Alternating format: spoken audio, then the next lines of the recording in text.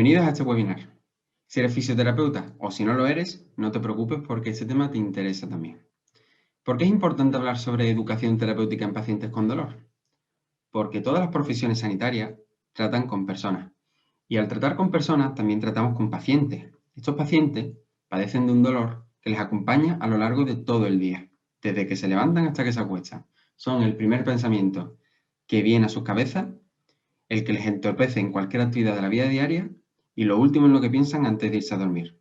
Sin embargo, a pesar de esta importancia que tiene, en la carrera no se le dedica el tiempo suficiente a cómo tratar con estas personas. Por eso desde la comunidad de fisioterapeutas en acción vemos importante que tengáis una pizca de conocimientos acerca de esta herramienta tan útil. Soy Luis Miguel Flores Román, líder de la Comunidad de Madrid de Fisioterapeutas en Acción y espero que te guste este webinar. Empezando por lo básico, que es el dolor. Parece una tontería, pero realmente algunos salimos de la carrera sin saber qué es realmente el dolor. Salimos pensando que el dolor se detecta en la piel, que nos avisa del daño, que nos protege, sí, pero que directamente el dolor asciende por las vías y llega al cerebro donde se hace consciente. Pero el dolor es mucho más que eso. El dolor no aparece como una sensación. Por eso, para dejarlo claro, la IAPS hace poco lanzó su definición del dolor más actualizada en 2020.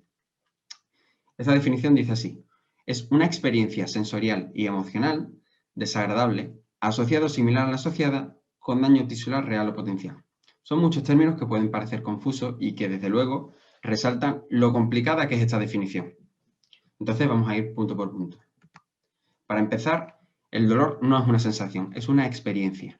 Esto quiere decir que el dolor no se detecta, sino que el dolor se interpreta y en cierto modo se emite cuando estamos en un contexto que resulta amenazante. Que sea amenazante nos indica que nos pone en riesgo, nos pone en peligro, pero este peligro no tiene por qué ser siempre real, como ya veremos más adelante. Es el cerebro el que, en última instancia, decide si todos los estímulos que están a nuestro alrededor son lo suficientemente peligrosos para nosotros o para alguna de nuestras pertenencias o incluso seres queridos. Es una experiencia que no solo que no es solo el dolor, sino que también se ve acompañada de cambios en el sistema nervioso simpático, se va acompañada de estrés, se va acompañada de una serie de cambios de conductas que nos hacen que evitemos el estímulo que en primer lugar era amenazante y que nos hizo padecer este dolor. Por tanto, el dolor es una experiencia, no una sensación. En segundo lugar, esta experiencia es sensorial y emocional. Esto no quiere decir que haya dolor físico y emocional, sino que es todo un conjunto. El dolor es multidimensional y el dolor físico que entendemos porque ha habido un daño no se debe de separar del emocional porque todo dolor físico conlleva una emoción y todo dolor psicológico conlleva un cambio en nuestro cuerpo físico. Es inútil intentar separarlo porque el dolor es dolor, independientemente del estímulo que lo originó. Por eso, este dolor es sensorial, porque necesitamos de los sentidos para saber cómo está el entorno y poder evaluarlo con el cerebro. Y es emocional porque produce unos estados de ánimo diferentes dependiendo de la situación, que pueden ser ira o incluso tristeza. Hay muchos pacientes que padecen una depresión a lo largo de un dolor mantenido en el tiempo.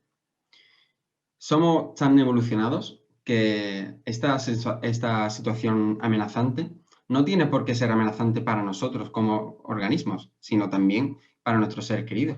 Cuando fallece un familiar cercano, este dolor, que a primera vista podríamos decir que es simplemente emocional, conduce a una serie de cambios físicos, incluso un cambio de actitud postural o una serie de pesadez que se percibe como física.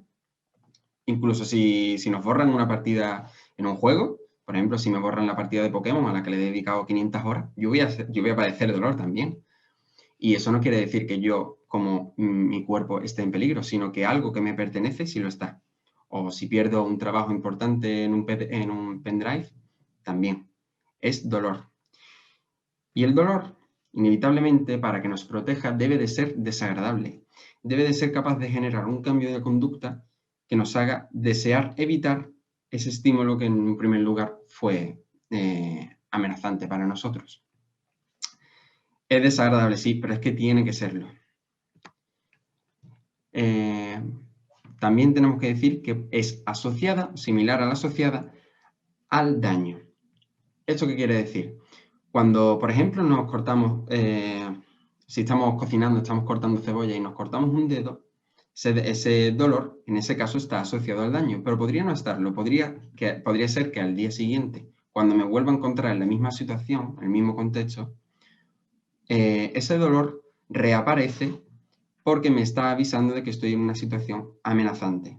Aunque el corte no me lo haya hecho, esa similaridad a la situación anterior vuelve a hacer que aparezca este dolor. O incluso cuando vemos en una película que algún personaje sufre algún daño, nosotros somos capaces de sentir en cierto modo con las neuronas espejo ese dolor. Esa sensación amenazante es la que produce el dolor, no el daño. Y con esto pasamos al último punto, en que el dolor se asocia al daño tisular real o potencial. No tiene por qué haber daño siempre. Por eso hay dolor sin daño y daño sin dolor. Imaginemos, por ejemplo, que me hago un corte en el dedo y siento un dolor porque me he hecho un corte. Pero el dolor que siento no es por la lesión que se ha producido, sino por la que se puede seguir produciendo. El dolor nos protege, no nos castiga. Yo estoy, el dolor me avisa de forma consciente que tengo un corte, tengo una zona vulnerable que puede ser vulnerada otra vez más. Esa lesión puede empeorar. Entonces siento un dolor, esa zona la protejo y evito que se vuelva a lesionar. Entonces, no es que esté sufriendo dolor por el corte, sino por el que se puede volver a producir. Por eso es potencial. Bueno, está claro que el dolor es algo mucho más complejo de lo que sabíamos inicialmente. Y esto el paciente no lo sabe. ¿Por qué lo debe de saber? Porque la gente cree y usa como sinónimos que daño y dolor es lo mismo. ¿Te has hecho daño? ¿Te duele? Son sinónimos. Pero en la realidad no. El daño puede o no ser percibido como nocicepción. La nocicepción es la sensación de que estamos sufriendo un daño, pero no tienen por qué estar relacionados. Y la nocicepción no tiene por qué ir asociada al dolor. Puede ser que sepamos que nos estamos haciendo daño y sin embargo no sentir dolor. De hecho, puede ser que sintamos dolor porque estamos en una situación amenazante y que esa información acerca del entorno que nos dice, cuidado, estás en peligro, no haya venido por la vía sensitiva de la nocicepción, sino que por la vista o por el oído sepamos, ojo, hay peligro. Entonces, si queremos establecer una fórmula con la que obtengamos el dolor, esta sería, sin duda, amenaza menos seguridad igual a dolor.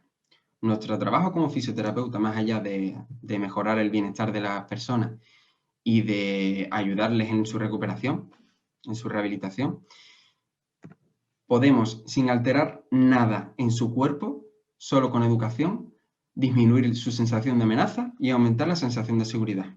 Sin siquiera ponerle las manos encima, habremos disminuido la sensación de dolor del paciente.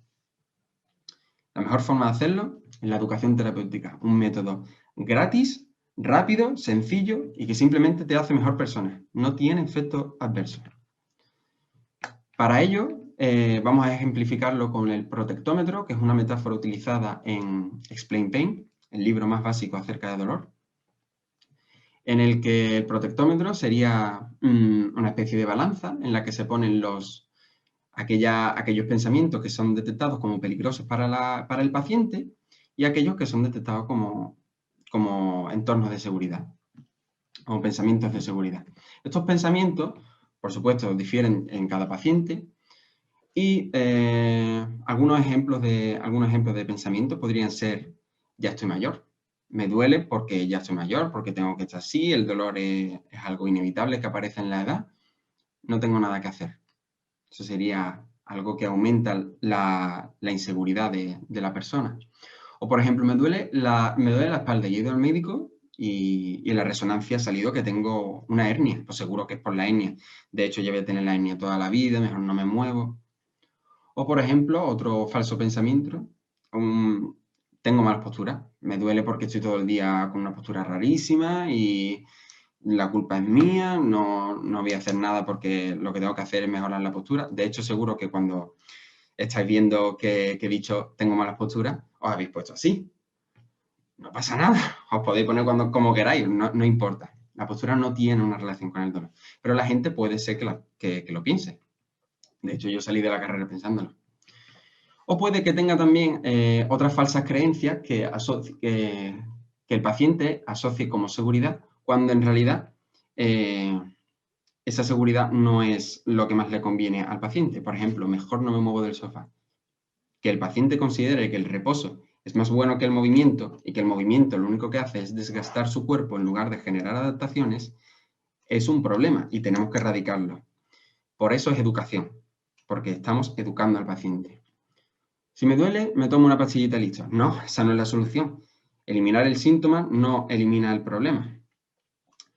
Entonces, nuestra labor con la educación terapéutica pues es cambiar todos los danger in me por safe in me, es decir, los DIMS por los SIMS, no confundir con el juego. Y los SIMS que ya tiene los tenemos que cambiar a creencias positivas, que siguen siendo positivas, pero que no sean falsas creencias, sino que sean conocimiento de verdad. De esta forma, eliminamos la fragilidad del paciente. Tenemos que decirle que la edad no se asocia al dolor, que es el reposo, o el sedentarismo más bien, lo que sí se asocia al dolor. Que las hernias no son para siempre, que son resolvibles, y el ejercicio es la mejor forma de evitarlo, no es el problema. Las malas posturas no existen, y de hecho el problema es cuando mantienes una postura. Señores, el cuerpo está hecho para moverse, no para mantenerlo. O sea, la mejor postura, como siempre se dice, la mejor postura es la que menos dura. O la mejor postura es la siguiente, porque te estás moviendo constantemente. El paciente debe de saber que el movimiento es lo que mejor le sienta. El movimiento no es el problema. Y que el ejercicio es la mejor medicina, que aunque en un principio pueda generarle cierto malestar, es lo que en definitiva va a generar adaptaciones y va a aumentar sus capacidades. No tiene que disminuir las exigencias, sino aumentar las capacidades. Bien, una vez educado al paciente, si queréis seguir aumentando vuestra propia educación, me gustaría recomendaros una serie de libros que a mí me han ayudado mucho en este tema, que son, en primer lugar, por supuesto, Explicando el dolor, de David Butler y Lorimer Moseley. Una lectura súper recomendable, ya no solo para fisios, sino también para pacientes, porque tiene un lenguaje muy cercano y coloquial incluso.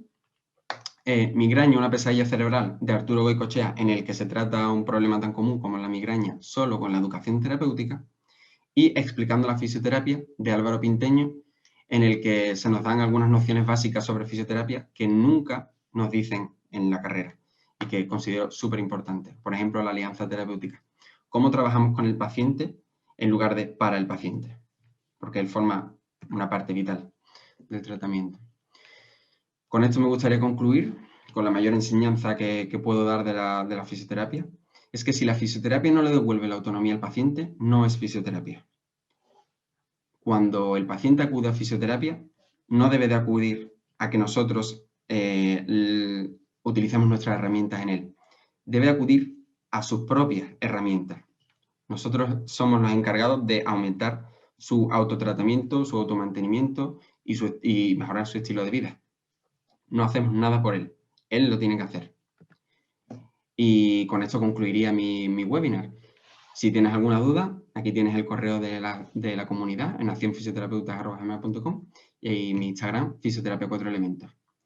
Espero que os haya resuelto alguna duda y muchas gracias por vuestra atención. Hey,